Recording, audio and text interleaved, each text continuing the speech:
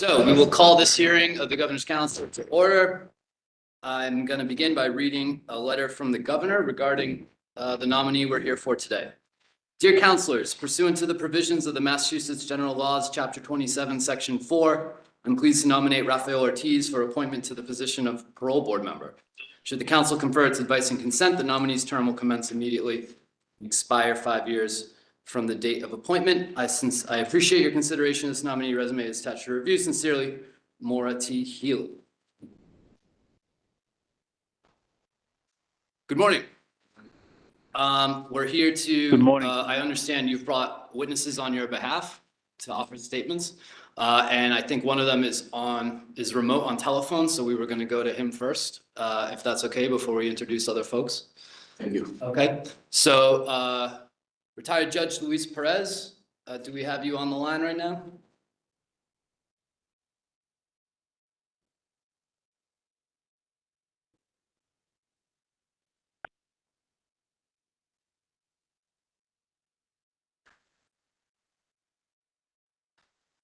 Mr. Ortiz, let's call your next witness while we wait to hear if Judge Perez is on. Is that okay?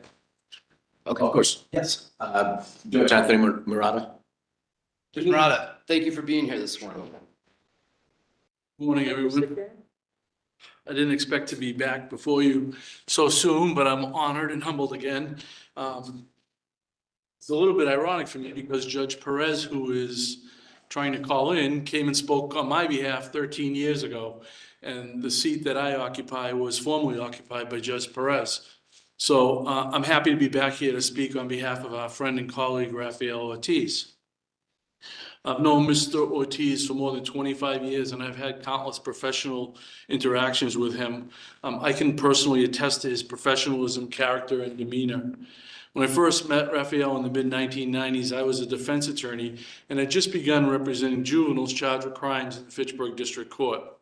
Having dealt exclusively with district court probation officers before that, I was pleasantly surprised to meet a probation officer who was more interested in helping kids stay out of court rather than punishing them for their mistakes. I know that's a well-settled principle in juvenile court today, but it really was a rare quality among probation officers 25 years ago. Rafael Ortiz quickly became the probation officer that I wanted assigned to my kids. Not because he was a pushover, but because of his empathy and compassion for the children that he worked with. Rafael has a tremendous ability to relate to and effectively communicate with the youth that he supervises. I've always admired the way that he connects with them and they with him. In 2001, I traded in my defense attorney card for a prosecutor's badge. With my new perspective, suddenly Rafael didn't seem that smart anymore. I say that completely tongue-in-cheek because even with a different goal in mind, as a prosecutor, I couldn't help but respect how Rafael worked with kids to keep them on the right path. Since 2011, when I was appointed Associate Justice of the Worcester Juvenile Court, my interactions with Probation Officer Ortiz went from occasional to just about daily. I've worked closely with him for the better part of the last 12 years. For the first half of my tenure in Worcester, most of my conversations with Rafael went something like this. I'd say, Rafael, I think this kid might need to be locked up. And Rafael would respond by saying, I know, Judge, but. And usually the but was followed by, I can work with this kid. Just give me a chance to help him. He's got a lot going on at home. He needs some guidance. He doesn't have a parent in the home, or whatever the reason might be. He would ask for time and an opportunity to help the kid. He has an ability to see something in many of these kids and reach them in ways that others don't. I can honestly say I don't recall an instance where I regretted giving Rafael an opportunity to work with them. I also knew that if Rafael didn't answer me with a "but judge," that he had done all he could to help a kid, and it was probably time for him to be committed.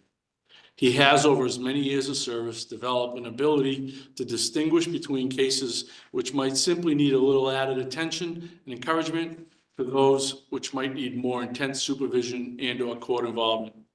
In those cases in which a goal of rehabilitation simply cannot be achieved. Rafael has a complete knowledge of his field, common sense and practical approach to probation, and a kind and pleasant demeanor. I've had countless opportunities to observe Mr. Ortiz in the courtroom and in the probation department offices. I find him to be extremely knowledgeable in all matters relating to probation, supervision of probationers, and implementation of programming and practices that will give a probationer the opportunity for success while ensuring the safety of the community. Characteristics of empathy, flexibility, fair-mindedness, and reason are characteristics which have made Rafael Ortiz successful in his career. He is a man of integrity, high character, and considerable probation experience. I can say without hesitation that he will be an excellent member of the parole board. I'd be happy to answer any questions you might have at this time, and I thank you for the opportunity to speak on behalf of my friend Rafael. Thank you, Judge. We'll hear from any counselors. Counselor. I haven't been here in 13 years now. I've been here twice in a month. Well, it was my honor to vote for you, and you always made me Thank you. proud. Tell me, in observing this nominee, what impressed you the most about it? In my relationship with him through probation, just the way the kids connect with him, and he with kids. It's difficult sometimes, as an authority figure, as a judge, as an older person, for me to always relate to a 14 or 15-year-old kid who's having hard times. But I always was impressed with how Raf just had an ability to connect with them, and they listen to him. They seem to understand him, whether it was he on their level or them on his level. He just had an ability to connect. That's great. Well, thank you. Your testimony means a lot to me. Thank you for coming. My pleasure. Counselor, any other counselors? Oh, good to see you, Judge. Nice to see you. Thank you. Judge, thanks for being here twice. It means that Worcester's getting a lot of attention, so It'll we're, be 13 years before I come back, but I'm happy to. let's hope it's sooner. Ionella will still be here. My prime. Before we see Describe. Before we see if Judge Perez is on the line, I neglected to open by introducing the council. So to my right, we have Counselor Marilyn Petito Devaney, Counselor Christopher Ionella, One. Counselor Eileen Duff, Counselor Terry Kennedy, and Counselor Tara Jacobs. And I'm Counselor Paul Depalo. Yes, Counselor? Sorry, can we show the people who are speaking? The people at home keep telling us that they don't know who's speaking because it only shows you or the nominee. About us. Excuse me. Well, The chair. Thank you. let's see if we have Judge Perez on the line right now. Judge Perez, can you hear us? Can you hear me? We can hear you. Can we turn the volume up, Aaron? We Can you can hear hear me? you, Judge. Good morning. Great, thank you. Okay. Good morning, Mr. Chairman, and members of the Governor's Council. My name is Luis Perez. I'm a resident of Paxton, Massachusetts. Presently, I'm a practicing attorney with an office at 28 Park Avenue in the city of Worcester. Previously, I served as an associate justice of the Worcester Juvenile Court for 23 wonderful years. I retired in July the year 2010. Today, I appear before you in support of Governor Healy's nomination of Mr. Rafael Ortiz to be a member of the Massachusetts Parole Board. I have personally known Rafael for over 50 years. I first met him when his family relocated to the Worcester area from Puerto Rico. Approximately 28 years ago, I hired Mr. Ortiz as a probation officer at the Worcester Juvenile Court. Mr. Ortiz was one of the top candidates for the position, where over 800 candidates applied for 35 positions. I was impressed by his personal life experiences and his vast knowledge of our complex criminal justice system. Previously, he was employed by the Worcester Public Schools as a teacher. Later, he was hired by the Massachusetts Department of Youth Services as a case worker. Then he relocated to the state of Florida, where he was hired as a probation and parole officer. Upon his hiring, Rafael immediately demonstrated his knowledge and ability to navigate the needs of our vulnerable juvenile population. He was assigned and spearheaded our efforts on a school-based probation intervention program at one of the most troublesome public middle schools in the city of Worcester. The school intervention program was very successful because of him. It was expanded to the other middle schools in the city of Worcester. Rafael is exceptionally responsible to his duties as a probation officer. He is able to interpret and act appropriately on complex issues. Throughout the years, he has been a great resource to the juvenile court. He has gained respect from his colleagues, clients, as well as the community at large. Parole and probation are very similar in the nature of duties and work. I have full confidence on Rafael's abilities, his knowledge and experiences in the criminal justice system, as well as his life experiences, that he will be an outstanding parole board member. He will make sure that all the parties will be heard and respected during the parole process. Mr. Chairman, thank you for allowing me to speak at the special hearing. If you have any questions, please do not hesitate to call on me. Thank you, Judge. Thank you. Let me see if any counselors have questions for you before we let you go. Any counselors? Thank you, Judge. Judge, thank you very much. Your testimony means a lot, and we very much appreciate your support of this nominee. Thank you. Thank you very much, Mr. Chairman. Enjoy your day, Judge. Okay. And with thank that, Mr. Ortiz, one final witness. One final witness, Jeff Lassie, who I had the pleasure of meeting probably 12 years ago. Thanks to my wife, who asked me, she was so impressed with him when he came to do a presentation at our school that she asked me. And immediately I thought that he would be a great asset to us by sharing his experiences throughout his life. So Lassie, come on up. Thank you very much for being here this morning. Thank you. Mr. Ortiz said, my name is Jeff Lassie. From 1999 to 2008, I was W68382. I was an inmate in the Massachusetts prison system. I grew up in Worcester, Mass. with my mother and my father and a sister. My mother was a school teacher in the Worcester Public Schools for 30 years. My father was a well-known electrical engineer. And I had all the tools to succeed in life. And at an age of 16, other things became more important. And I veered off that path and I found myself in some trouble. I was involved in a crime. And during my incarceration, I spent most of my time trying to figure out how I was going to prove to the world that the kid sitting in that cell was not the kid that my parents raised. You know, I took part in every program to better myself, but the one program that had the most impact was a program called Project Youth out of MCI Shirley.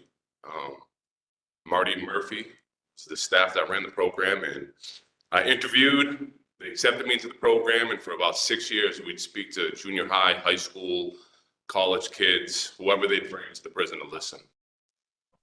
I would tell my story, and as ashamed as I am and was of what I was involved in, I knew that taking this story to as many kids as I could was my only way to give back. When I was released in 2008, life was very different.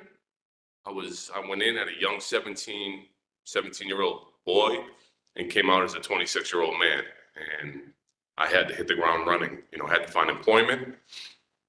I was lucky enough to be accepted into the electricians union, Local 96 in Worcester, where I went to school for 5 years, changed my work hours and school hours, became a licensed electrician.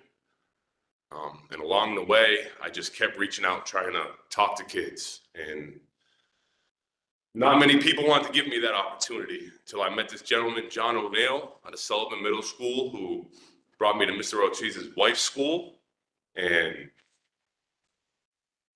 I remember when I get in there, she kind of, thanked me and, then already began to apologize that these kids probably weren't going to listen and they were hard kids. And, you know, I get up there and I spoke, and you could have heard a pin drop.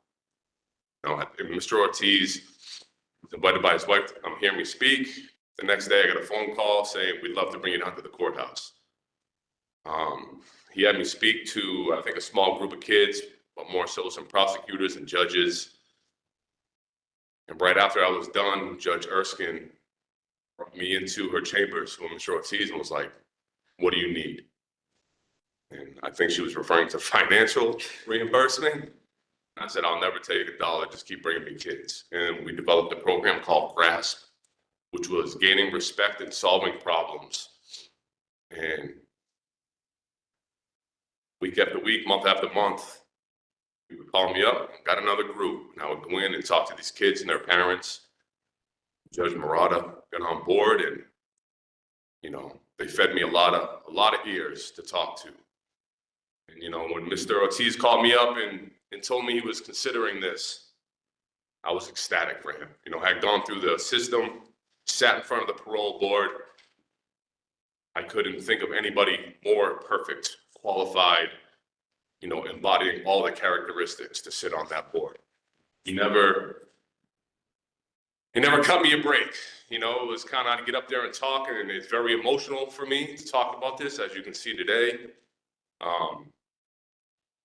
But he would pull the hardest things for me to talk about out of me, because he knew that's what those kids needed to hear.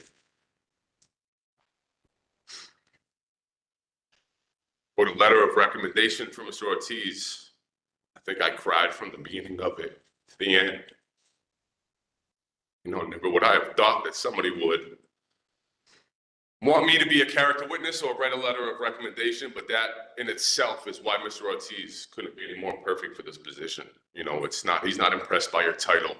He's not impressed by your financial situation or your clothes. He's impressed by your character and what you stand behind.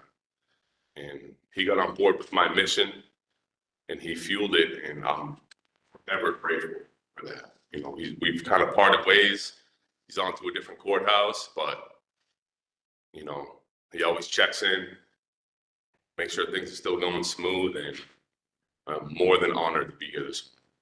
Thank you very much. Thank you very much. I think comments or questions from some of my colleagues. Councillor Devaney.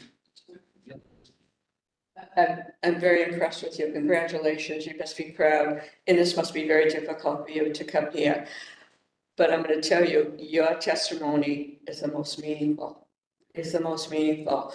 And if we could have the highest person in the world sitting here, but you are the most important for this nominee.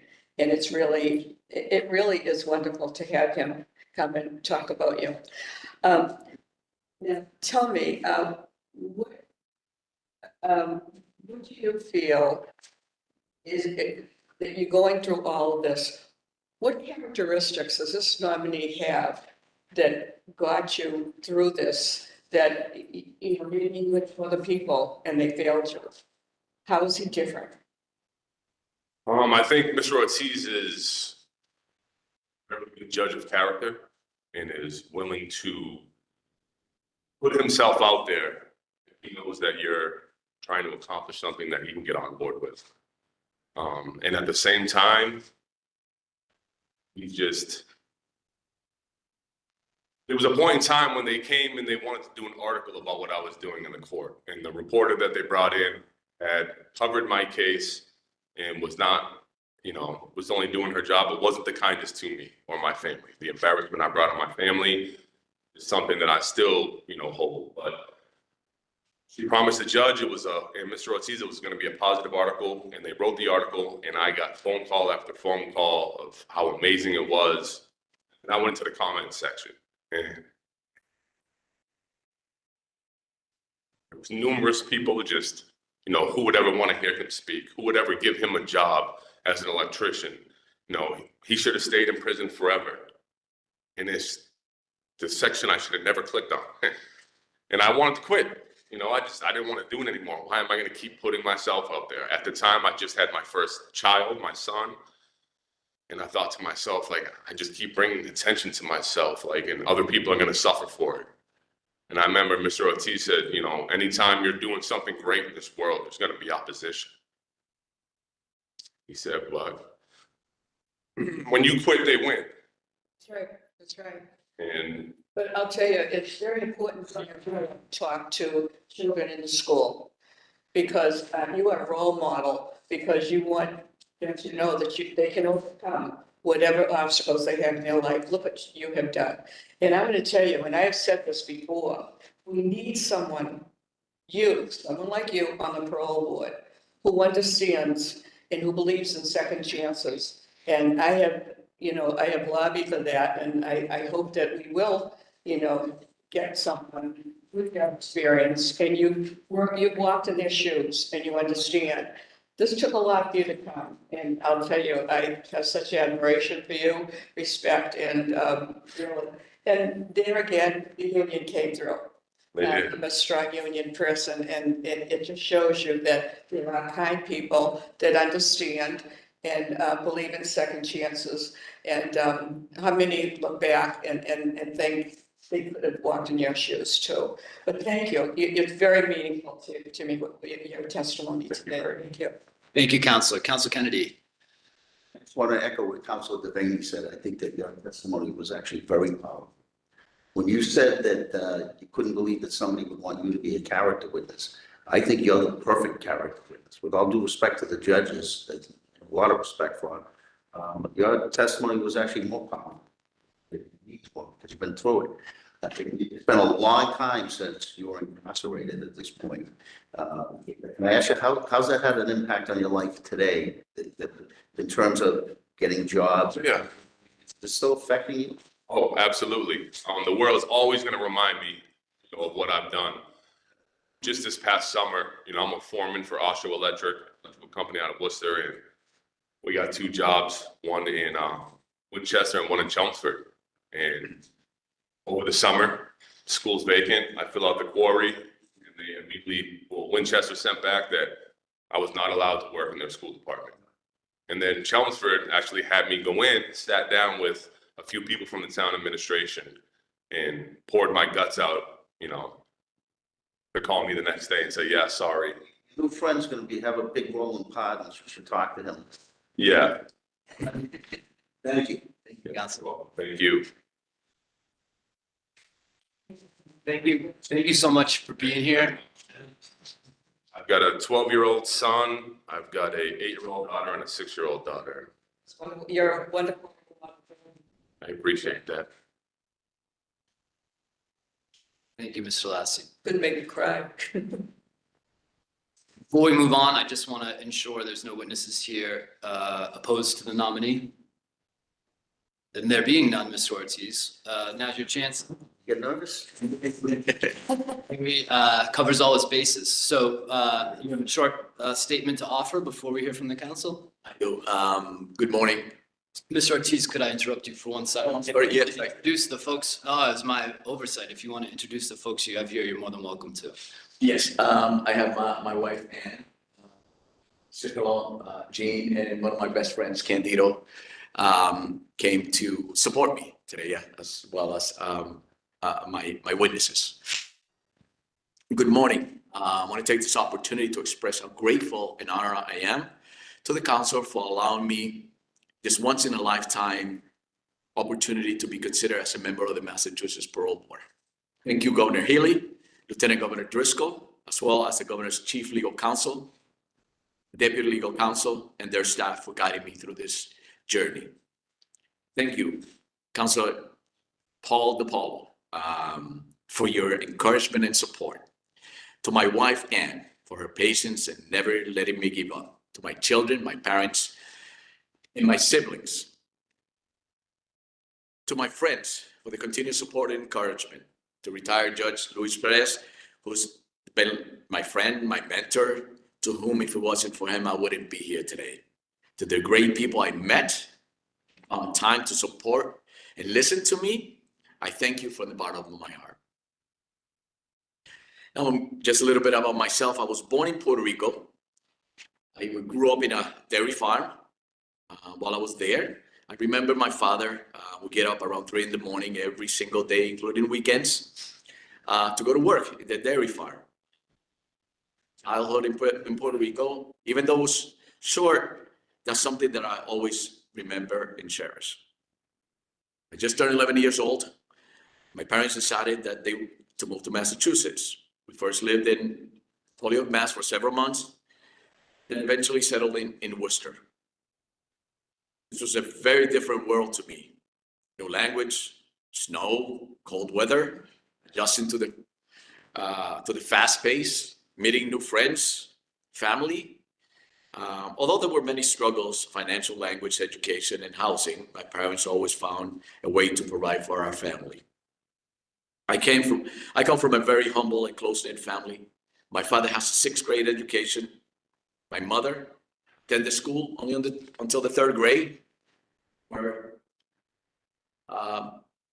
she could no longer attend because she needed to care for her siblings, younger siblings. My father has always worked, like I said, in the dairy farm, factories, wherever he could find work to support the family. My mother found ways to help, holding out jobs, but she was always home when we came home. She was always available when we came home from school. I consider myself very fortunate, despite the fact that money was very tight. I was raised in a loving and stable home. I have 2 brothers and 2 sisters. 3 reside in Worcester, and 1 resides in Florida. Today, I look back at my life and realize how lucky I am to have parents and be close to my brothers and sisters. I have a daughter. I had when I was 19 years old. I also have 2 other children, a son and a daughter. It hasn't been easy for me, especially growing up and struggling in school because of my language barrier. I personally have faced adversity, racial bias in school, in the community, and even in my job. I attended elementary school in Puerto Rico. I attended middle and high school in Worcester Public Schools. But I'll never forget, while in high school, asking a guidance counselor about attending college because my parents had no idea they were about education.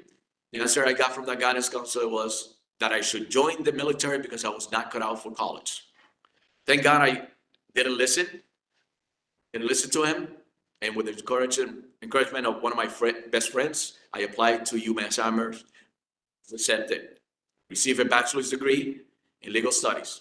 I also attended Anna Maria College and pursued a master's degree in criminal justice. Well, my job, I also had the pleasure and rewarding experience to have numerous master's level interns in my career from the same college, Anna Maria. During my time at the Department of Youth Services, which was my first job actually after teaching, I became passionate about the juvenile justice system. I worked at the Department of Youth Services for about 3 years before I relocated to Florida. I was lucky to be hired by the Department of Corrections. I successfully graduated from the Parole and Probation Academy and began my career in probation and parole as a probation and parole officer for the next 5 years. After that time, I returned back to Massachusetts, where I was fortunate enough to be hired as a juvenile probation officer during the juvenile court expansion. During my time at the juvenile court, I was instrumental in developing and participating in numerous prevention programs. GRASP, we had early intervention, nightlight program, Teen Ride, all those programs which were very instrumental in curbing cases to the juvenile court. In closing, I look forward to being a small part in Governor Seeley's administration vision to address the glaring racial bias and disparities in the criminal justice system. I'm certain that under this administration, there appears to be a bright light, a bright future and commitment to racial equality, not only in criminal justice system, but in education, health, and our community in general. Using clemency, for example, firing commutation as the realistic goals of prison reform and reduce overcrowding, modernizing the guidelines to make sure there's for the fairness in clemency petitions for more successful reentry. I believe that we all deserve to live safely and thrive in our communities. Many of the families, I believe that Many of the families and children that I dealt with throughout my career suffer significant mental health issues, substance abuse, trauma, and social economic adversities. In my career, I have learned how to view society through a different lens. I can relate to their struggles because I have lived it, dealing with family members with mental health and substance abuse problems. I'm committed to working in a team environment and culturally diverse, in a team-oriented and culturally diverse environment.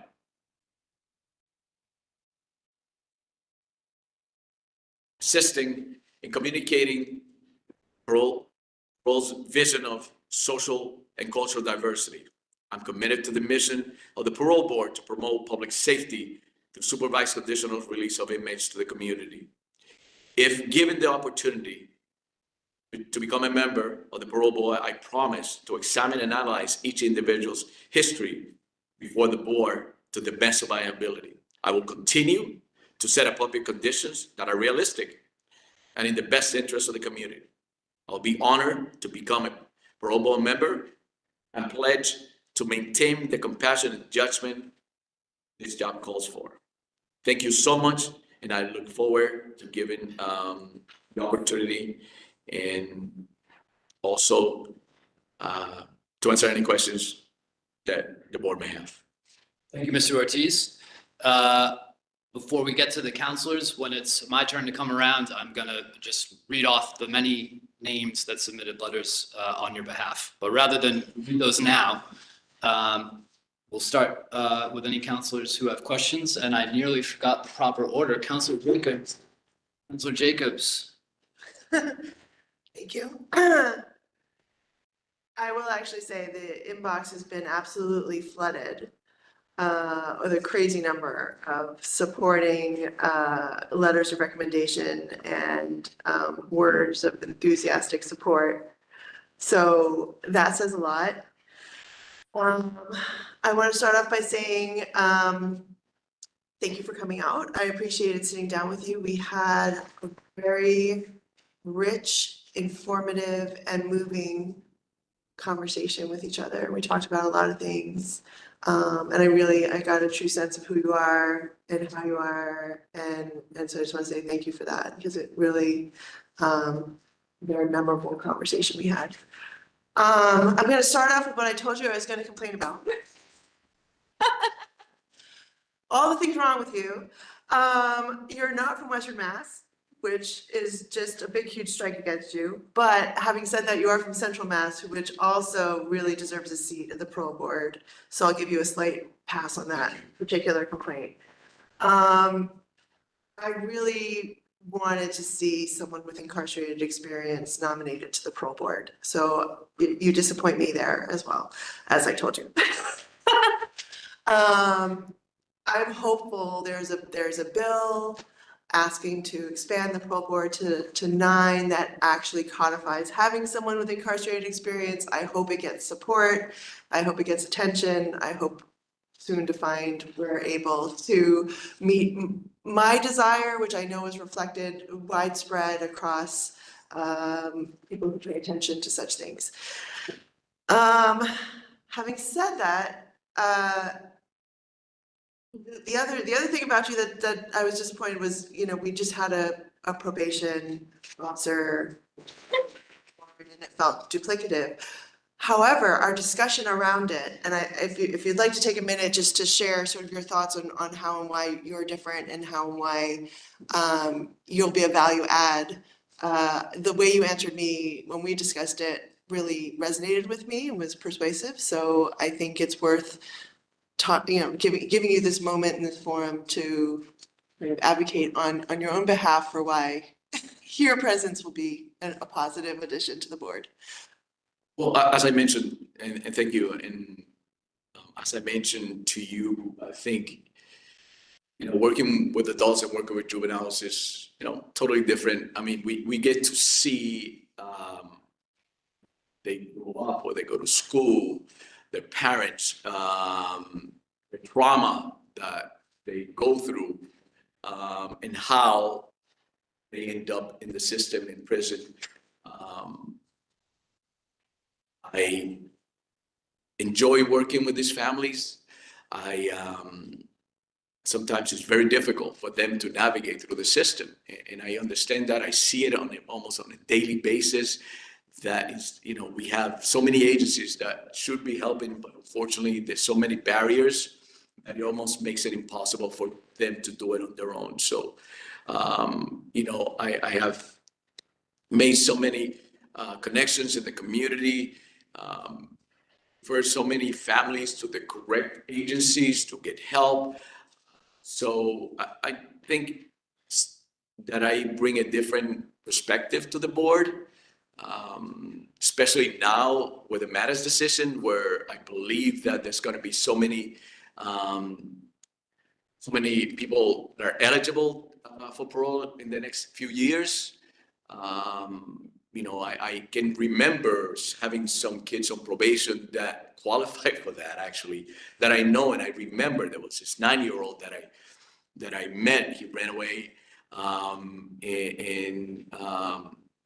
which the police picked him up, and he was so small, and we got to know him. And throughout the years, unfortunately, he became more involved in the system. He came from a single family mother who worked 24 hours a day, so the supervision was minimum. Unfortunately, he ended up in the system. But one thing that I remember is that no matter when I ran to him before he was sentenced to life in prison, we always had a connection. He always had respect for me.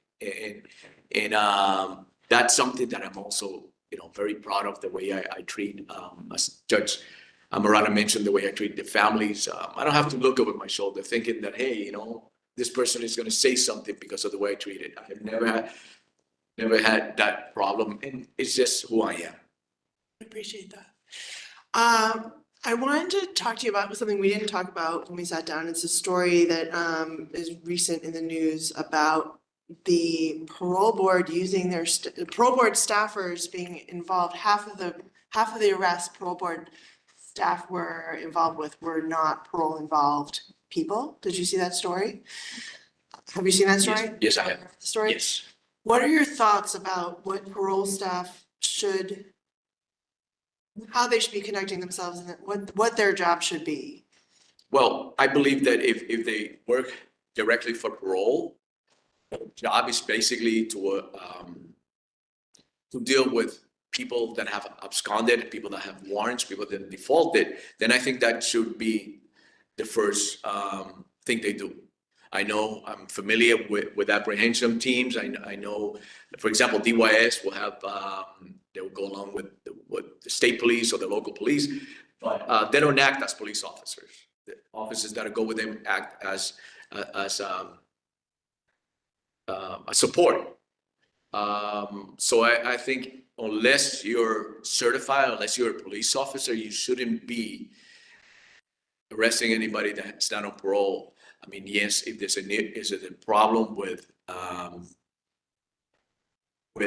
the officers needing help, absolutely, they should help. But I don't think parole shouldn't be in the business of arresting just any citizen. I appreciate that, and I hope that'll be a shift in practice. The story suggested a shift in practice going forward, and I hope that will be the case.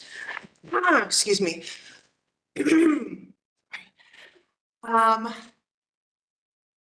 We talked about a little bit about, life parole board hearings are public. We can attend, we can watch, we can see what happens.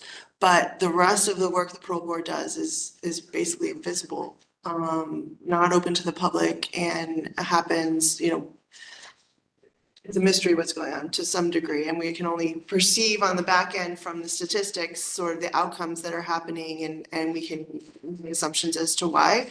What is your feeling about having audio recordings of proceedings happen for all parole board hearings, the ones that are private and otherwise? Well, I'm familiar with NIFA hearings. I attended a couple of them. And also met everyone on the board. They've been very supportive, very accommodating. I believe that whenever there's a proceeding, there should be some type of record someplace. Now, whether it be recorded or otherwise, I mean, that would be something to be considered by the chair or by somebody else. I'm not too familiar with how the process works, but yes, I agree that there should be some type of record kept in terms of any hearing that takes place, especially when somebody's is in. No, I think so as well, honestly. So I appreciate that you share that belief. You mentioned in your statement about the racial disparities, and we talked some as well, when we sat down. What, in your perspective, do you bring to the parole board that can move the parole board towards a more equitable outcome board? Well, racial disparity, I mean, I've been a part of it for all my life. Like I mentioned in school, society, jobs. I understand the fact that when somebody comes to the door, for example, and they don't see someone that looks like you, they may feel intimidated and I'm not saying that's always the case, but I think that if you have a perspective of where they came from and all their history, for example, the trauma and everything else that comes that they might have experienced. I've always thought of myself as a team player. I get along great with my coworkers, from the support staff to the judges. So I would bring that. I would bring that different point of view and just to let you know, the members of the board that I have met have been incredible.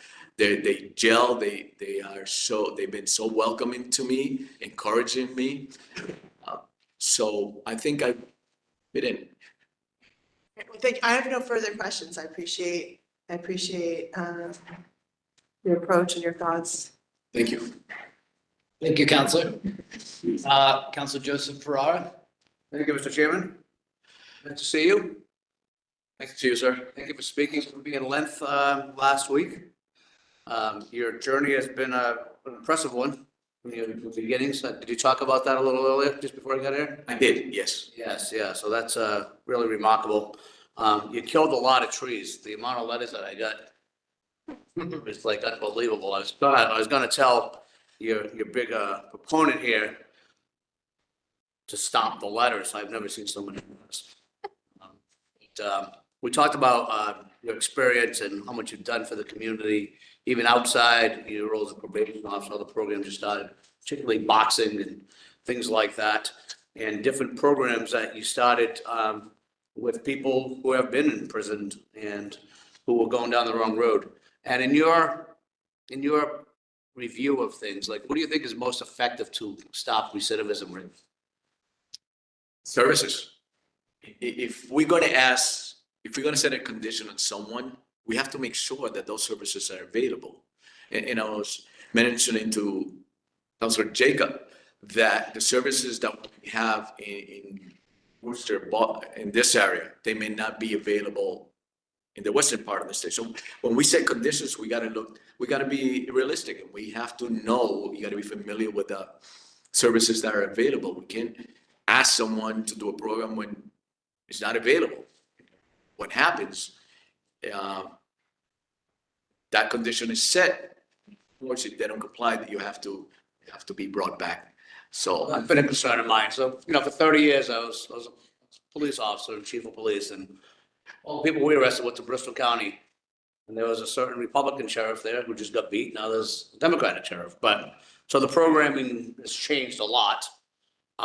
But whether you get sent there or Norfolk or you're in Western Mass, there's no commonality of programs available. And I was wondering if that's something that you think should be looked into, or if it has been looked into.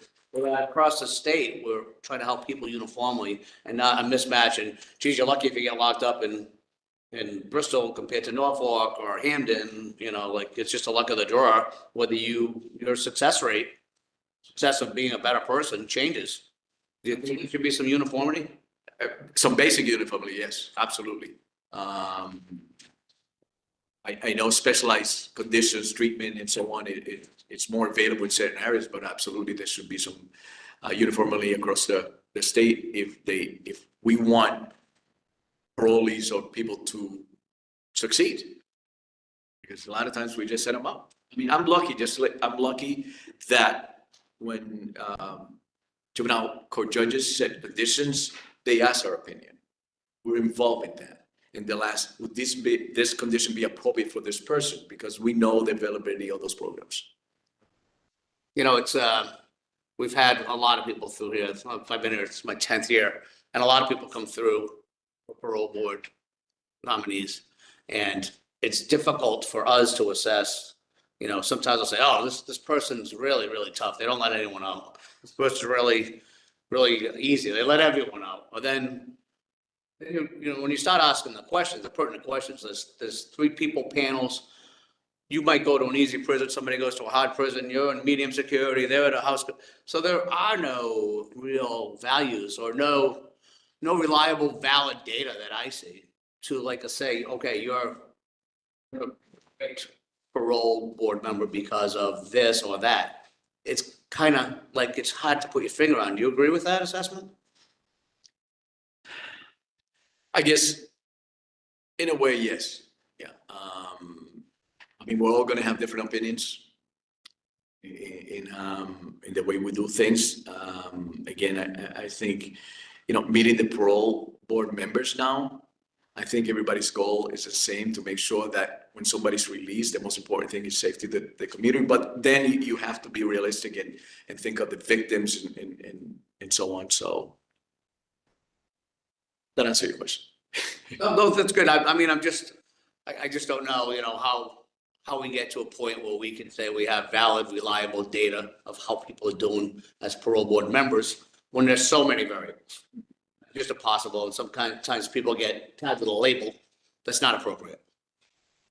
That's just my point. And I hope that we do more research and have valuable data on what works and what doesn't work in all programming. Because at the end of the day, there's not a person in this room that doesn't want less recidivism and wants people to get better, right?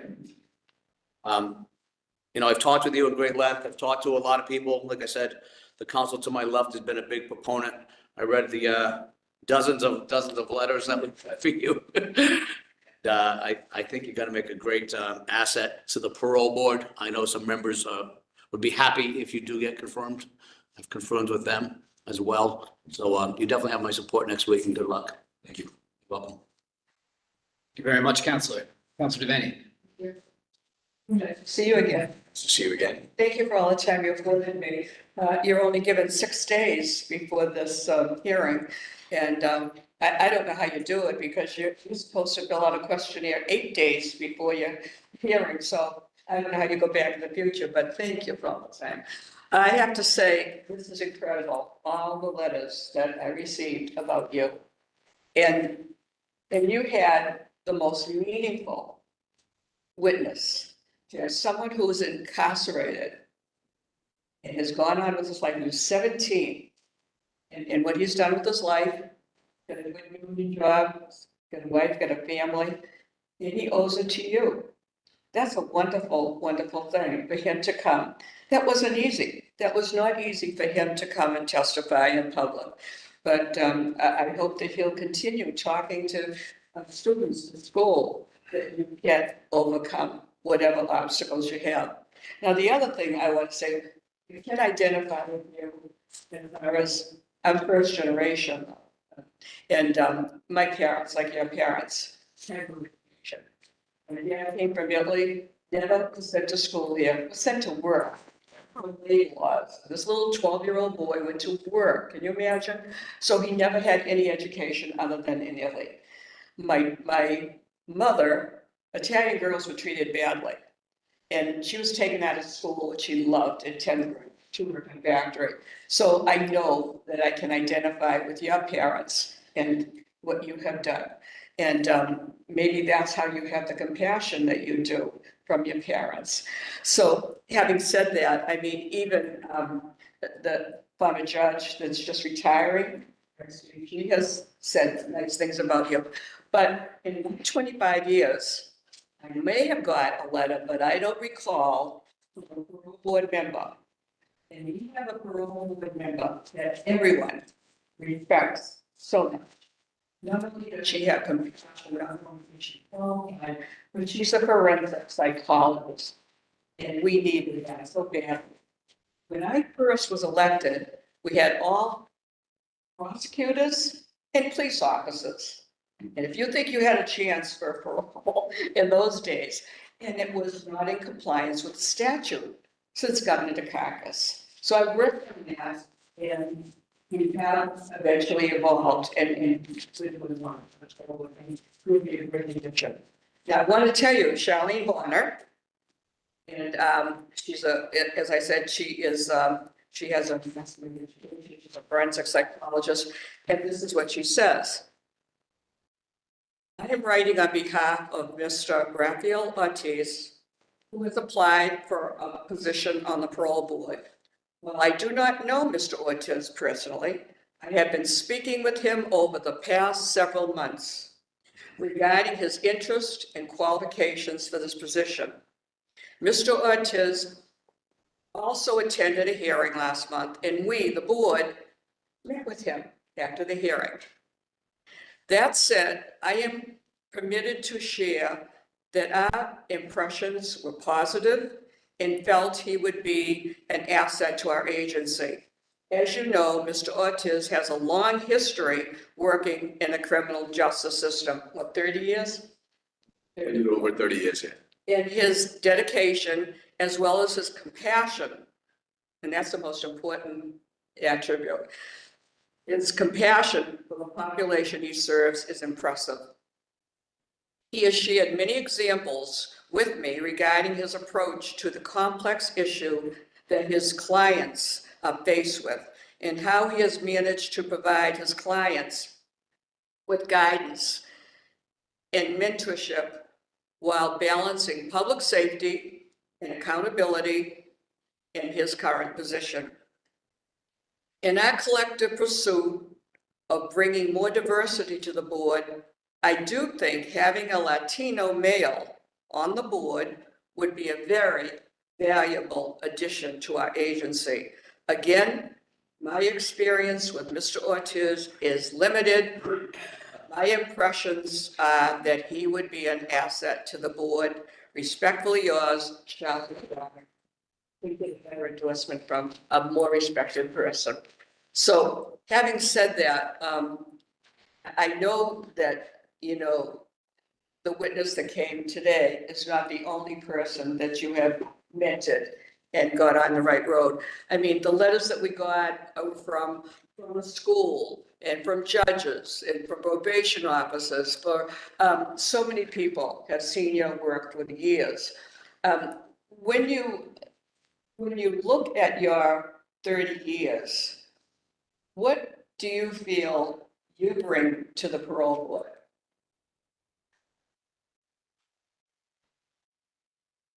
Shy. Besides what you just said, you know, this is something that came along, and the more I learned about it, the more intrigued, the more excited I was. But just meeting the people that I met throughout this journey has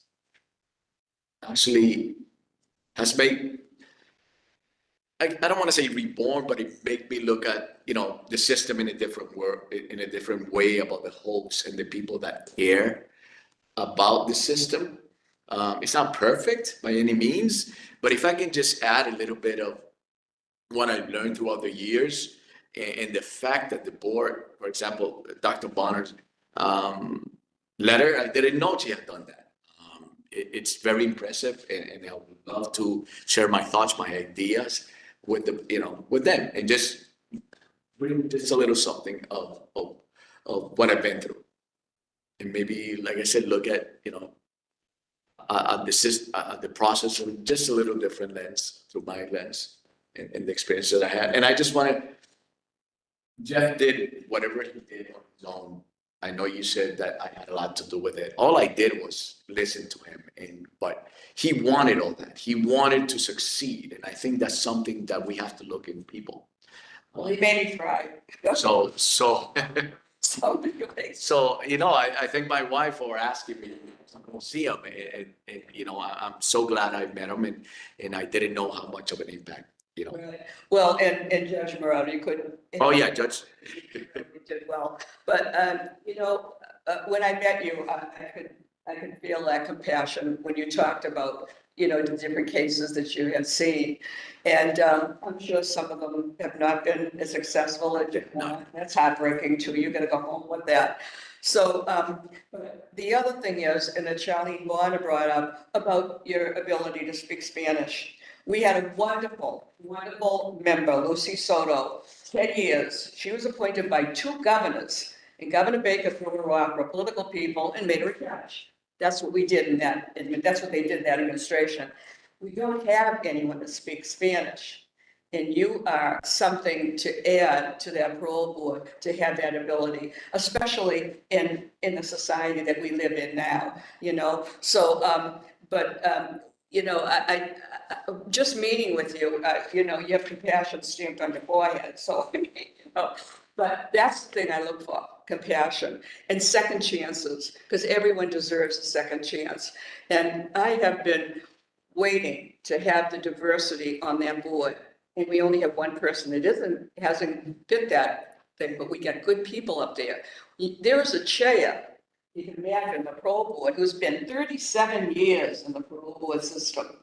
And you got Charlene Bonner. So, for her to take the time to write the letter for you, that speaks volumes for you. And so, what would you say is happening in our society now? It seems like the family is breaking down, a lot of that.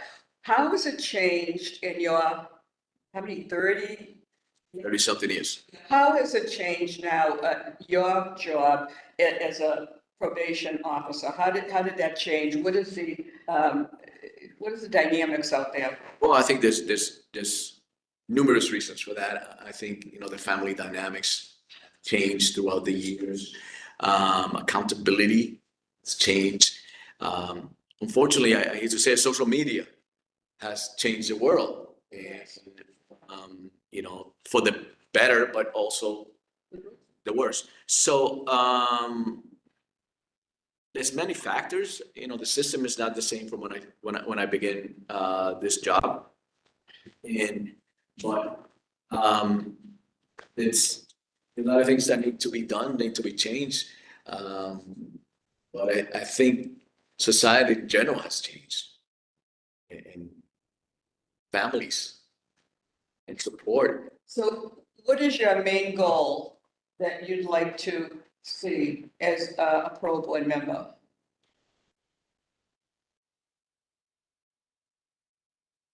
I'm going to be honest, I've seen a lot of hearings and I guess the board was not in the best of stages years ago. I like to see it continue the way it is. And I just like to be able to add just a little bit of And I think with this governor, she's so supportive. I couldn't be happier because with the last administration, we had Charlene Bonner as the chair, and she was removed to have someone political, and all of the numbers went down of people being released. And under Bonner, it wasn't like that. So that's what I see with your addition on the parole board. I go to parole board hearings, and I think people get the wrong impression because they are respectful to people that come. I've been to LIPA hearings, and they're calling LIPA sir. So it really has educated me how the system works. And so I can't be happier. I don't have a poker face. I'm going to be voting for you very happily. And it was such a pleasure to meet you. And it was really very fast, and you accommodated me, and I'm grateful for that. And congratulations. Thank you, Counselor. Counselor Ionella, do you have any questions? Just to follow up on Councilor Morales. Granting parole, are people in Bristol getting the same shake as the people in Hampden County and Suffolk? In other words, is everybody treating the same? Whether people, the color of the skin, they get it. What do you sense You have some knowledge of the parole board. Is everybody getting the same fair shake, the way I think they all should be? What justice? Based on my meetings with the parole board and my interaction and my knowledge, I mean, I do. But the question becomes, how are they gonna become successful while they're there? We'll get that second. Okay. I do, I agree that, Parole board is treating some, whether a minority or not, whether they live in Bristol or Suffolk County, or what, pretty good job. from what I've seen, my witness in there, yes, absolutely. That's my belief. I'm talking about services. There's some services in Bristol that may not be in Suffolk County. Are you talking while the inmate is in prison? Or are you talking not only when they get prison services, but you're also talking about when they're released? Well, and I can't tell you exactly about all the prisons, but I hear that some prisons may not offer the same services as others. I mean, they talk about programming. The last hearing I went to a couple of weeks ago, the person that was up for parole had done over 50 programs. So I know they're probably available, how their access, how willing you are to participate in those programs. But out in the community, I know by a fact that not all services are available in every area. So I think that's what I was referring to, where somebody's released with certain conditions. Sometimes it's just impossible to meet those conditions because it's just not available. And you're going to make a decision on whether or not somebody should be paroled. What criteria? Of course, the first thing you look is, you consider the age of the offense, the type of offense it was, whether or not they are actually rehabilitated through prison. And I think, and I've been to a couple of hearings and just based on how they present themselves, you get an idea of whether or not they should be paroled. I mean, there's a lot of aspects of looking at that, but the most important thing is to make sure that society is safe, make sure that we consider the victims when it comes to being released, and also the support in that the family, that the inmate has before being granted parole. You can have someone, for example, that had family members. I mean, he had all the support in the world. And I'll never forget when he said, sometimes I feel like going back because I don't belong here. Imagine someone that has no one, no place to go. So that's. Gentleman comes to he's a great success story. But what about that person who doesn't have family, who doesn't have friends? Should they be treated just like we? Absolutely. Oh, sorry. You talked about support outside, but there are people who have no support. I think they should be penalized just because somebody has plenty of family, plenty of support, and the person did such a great job. There are no people report that they don't have support. Should they be treated exactly? Absolutely. So the support is good, but it's not. It's got to be. Okay. What about, you mentioned the offense, the crime that the person committed. Well, yeah, that's important, but isn't that the judge's job? When the judge sentences someone, they look at someone's prior record, they look at the crime, and they sentence for a number of years. Isn't sort of that's their job? I always thought that a parole office, probation, you're going to be a parole in the parole department there. Shouldn't you be more concerned about, and you didn't say this with all due respect, did the person have any D reports in prison? What type of services did he have? Obviously, if there's no services for that person, you can't penalize the person. But I'm even if someone's gonna retry the case, Absolutely not. even though you look at the offense. So. The type of offense. I mean, Determination of determining whether or not someone should be paroled. you have to study the reason why they're there, and you have to be knowledgeable of the reasons why they're there. But you also have to look at everything else. I mean, that doesn't, I don't think the offense, of course, you have to look at, but I don't think I can, say that that's the number one priority or the least priority. But you have to consider everything. And you're right, if there's no programs available, how is somebody going to be punished because they couldn't do the programs? Yeah, it's, I don't think if I was on the parole board, they take and provide them as many services.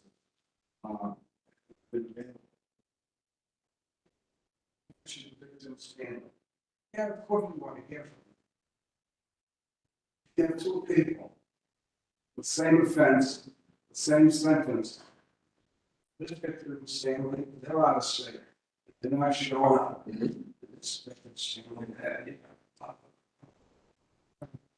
Should this guy, with all those victim people speaking against him, and this other person was probably not like it, showing around, should they be treated any differently? Because in one situation, the victim's family came forward, and because of the location of the victim, the other family, they did not come forward. No, should be treated the same. Well, yeah, that's important to me. Give me a grade. How would you rate the parole board today? I would give him an A.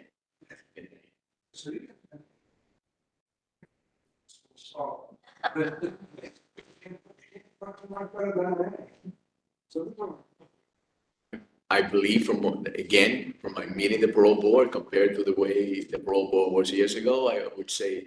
I'm not disagreeing. I'm just starting it. I happened to speak with Dr. Ball last night, but Friday night she called. She actually called me back. She called me. She's doing great. She's a supporter of yours. I have so much respect for Dr. Ball. She's a wonderful person. Her family is wonderful, and I think she does a great job on the board. Having said all that, it was a pleasure to see you today. Your witnesses, all of them, I was impressed with. And when you're being come before the council, I'll be more than happy to support you, and you have a superstar support you in council with the power. Thank you, sir. Thank you very much. Thank you, Counselor. Counselor Duff. Thank you, Mr. Ortiz, for your time, and thank you for your application to the board. And I do want to reiterate that Councilor Depalo has been your champion through this. Based on your resume, it looks like you could retire soon. Why would you like to start another profession, another job right now?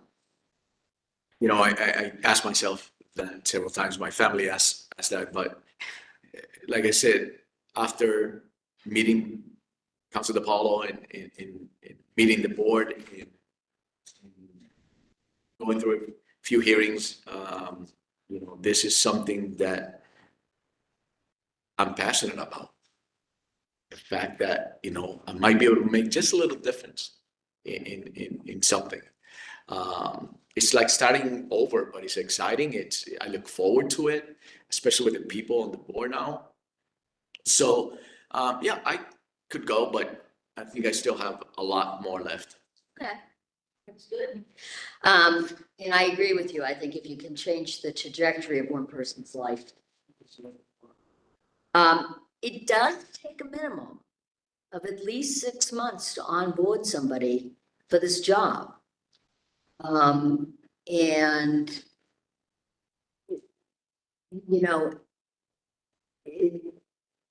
a lot of people are always surprised at how much work this is, because it is, despite what people think, this is a very, very unique job. Are you prepared for that? Have you thought about it? I mean, I'm sure you've thought about a lot of things, but I think sometimes when folks get there, it's not what you think it always is. Even though you've been to, live hearings and everything else. I'm absolutely, I'm prepared. We have a very big caseload right now.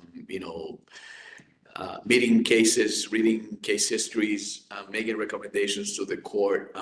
So yes, I'm not afraid of the workload. I think with the guidance of, the board now that's been there, that know, I'll be okay. And I have a lot to learn, but I think they're some of the best people to learn from.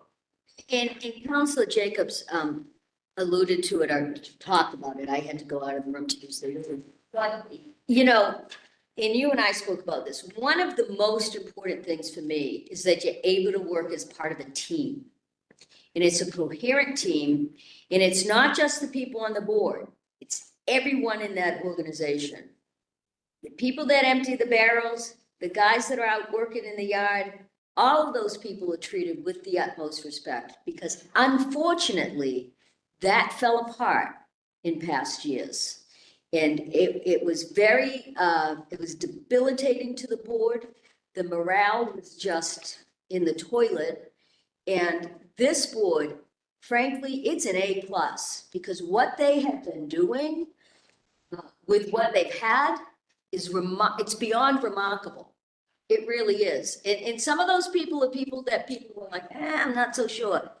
Every single one of those members of that board, to a one, is an amazing, dedicated public servant, and they deserve so much credit for it, as is every other person in that building that interacts with them.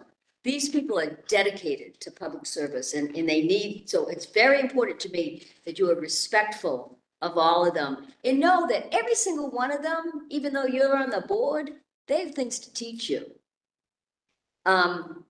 I know you've attended 2 lifer hearings. We talked about that.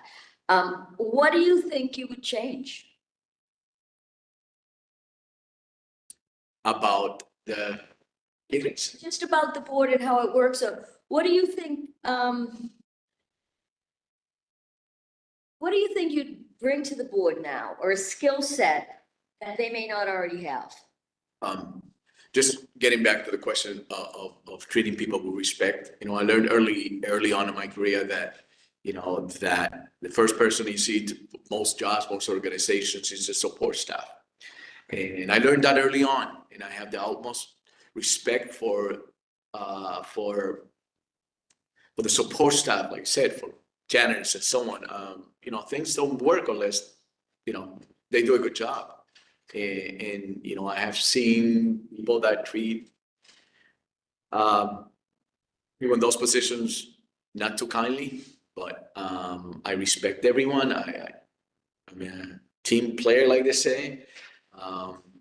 We the court that I'm at now, we have developed programs. We get along so well.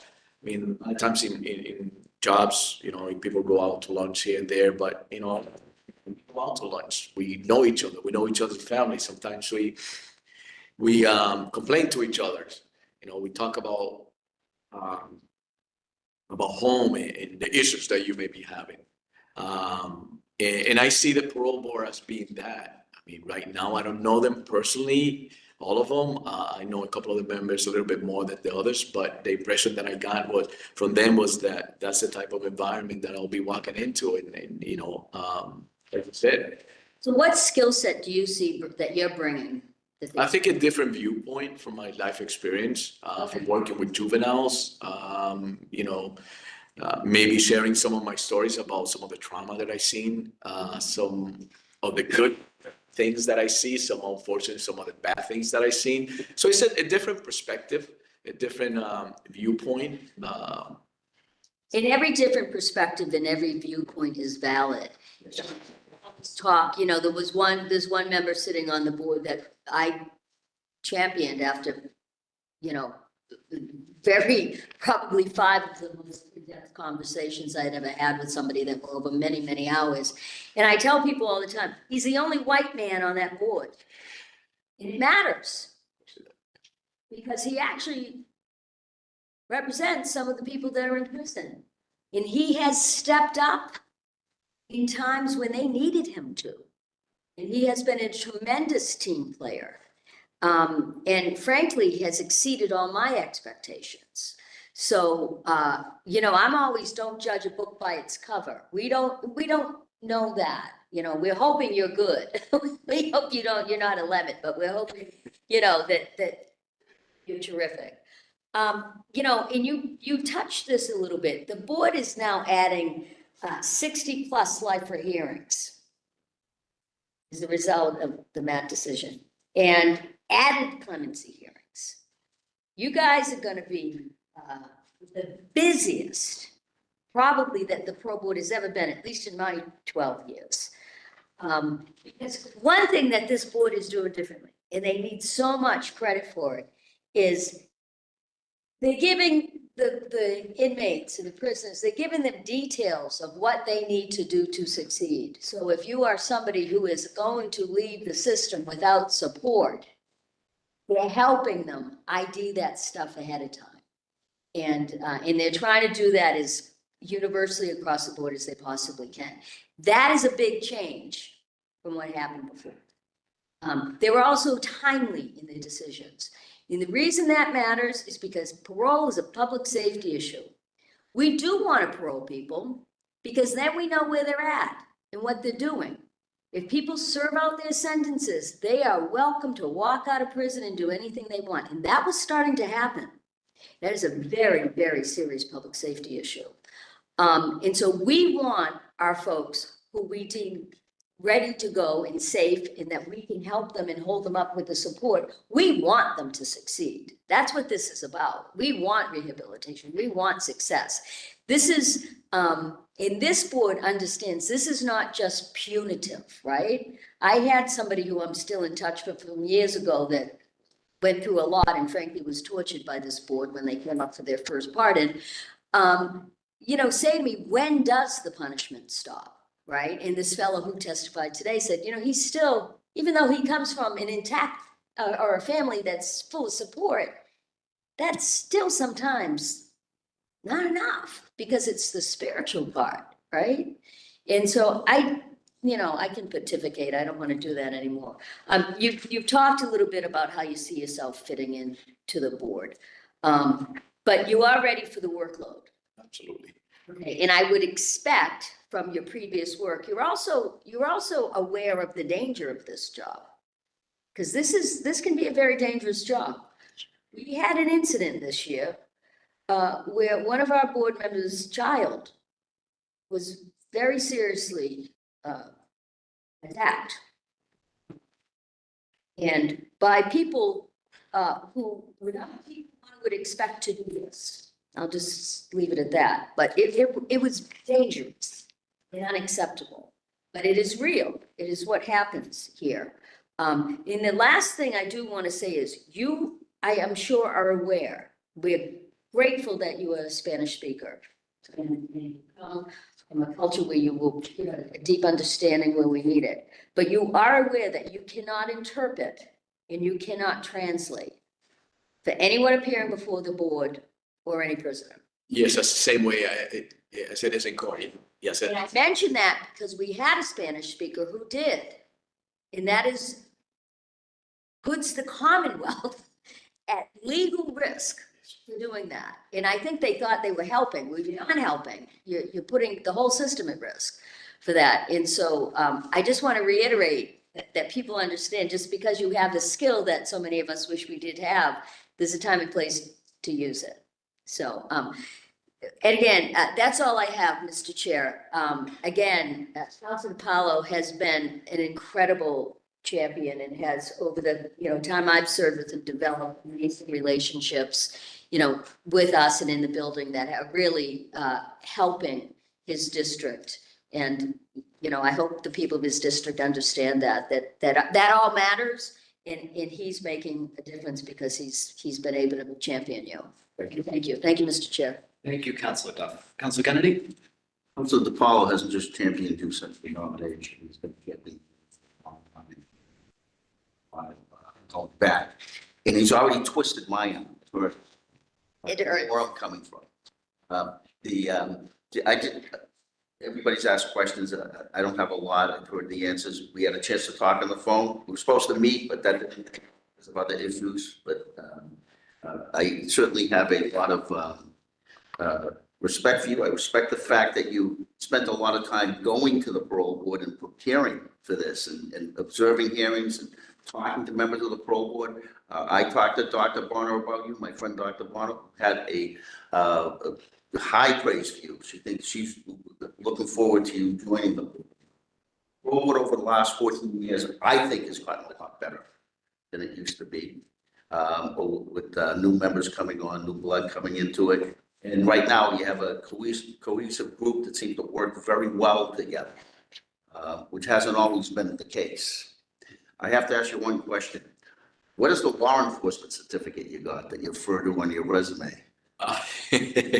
Those back in Florida when I graduated from the academy. I just Yeah. just wasn't clear from your resume, and I was curious about that. As we sat here, I got a couple of more letters of recommendation emailed to me during this hearing. And they just keep coming, and they just keep coming, and they just keep coming. I think it's important that you bring the perspective that you referred to, your Latino perspective to the board. Something that's lacking there right now. We've had a couple of folks over the years, my friend Judge Archia and Soto that have been there, but it's something that's been lacking consistently. I don't have a lot of questions for you. I'm going to vote for you. You know, we have a important season, Easter, Passover season coming up, and I just want you to keep in mind with that thought that what Moses said to the Pharaohs, let my people go. Counselor. Thank you, Councilor Kennedy. Before I ask any questions, Councilor Devaney, you had something you wanted to add? Oh, thank you. I just had one question that I forgot to ask you. You've been at this job for 30 years and you work with a lot of people in probation and all those associated jobs. Now, I look to you because you have the experience and you have the knowledge.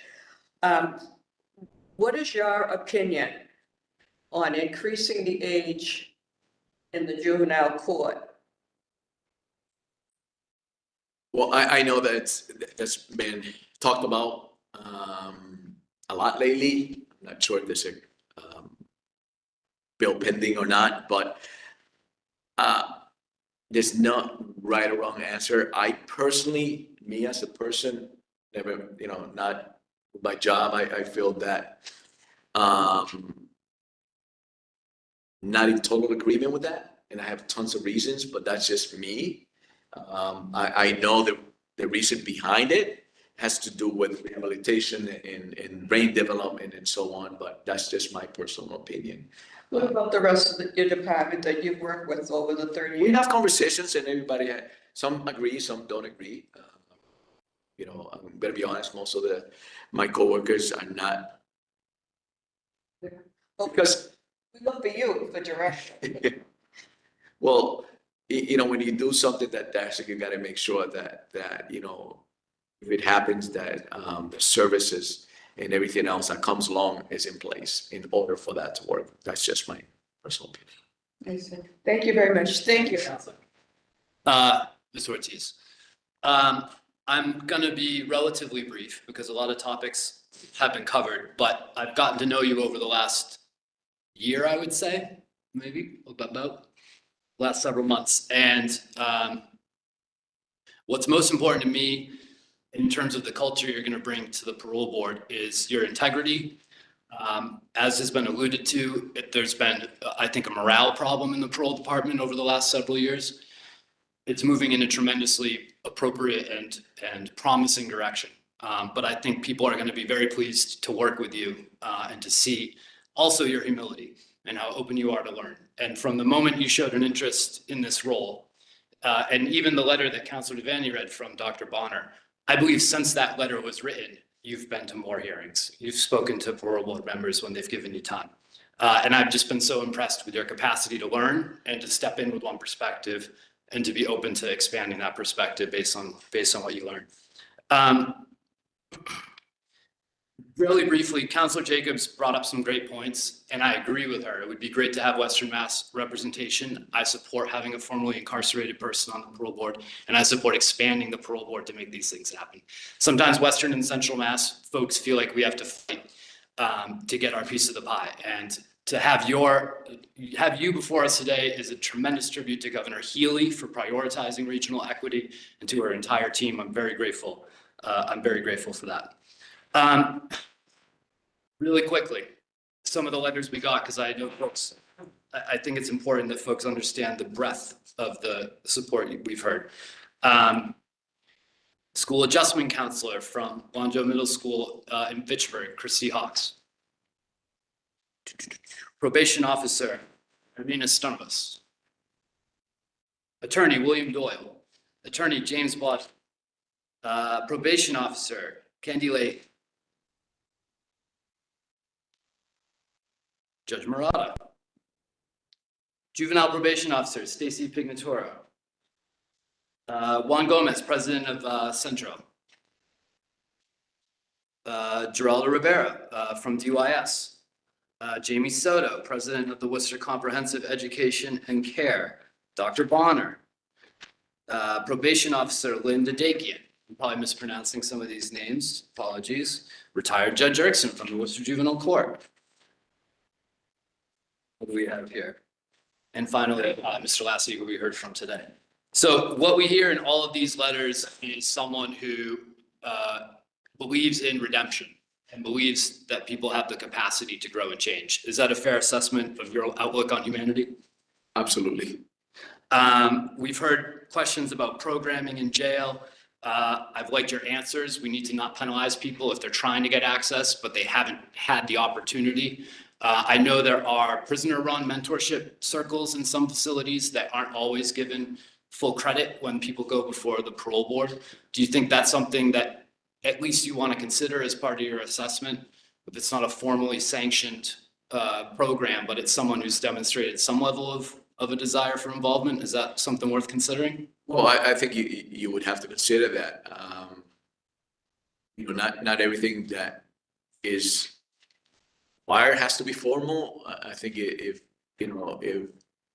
people show an interest in going the extra mile, and I think that's what sets someone apart from other people. The desire to do the extra.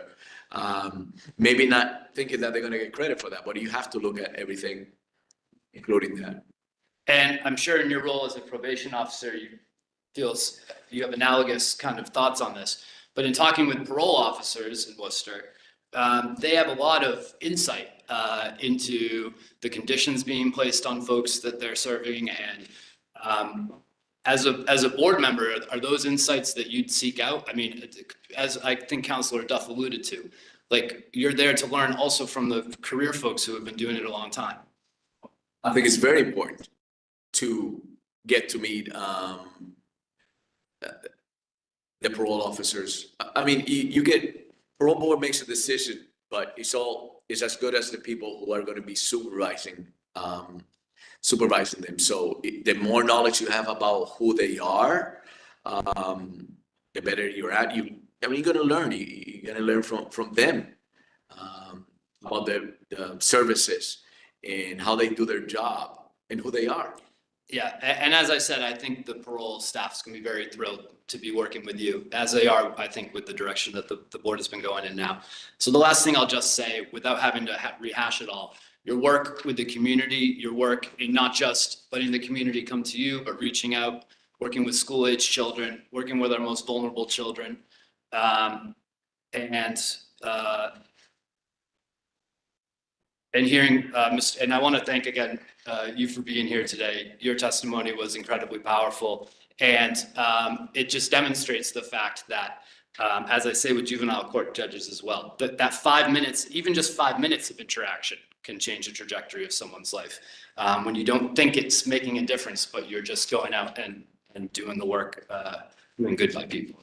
So I'm going to close the hearing with that. I look forward to putting forward your name for nomination and voting to affirm you the next time the council meets. Thank you very much.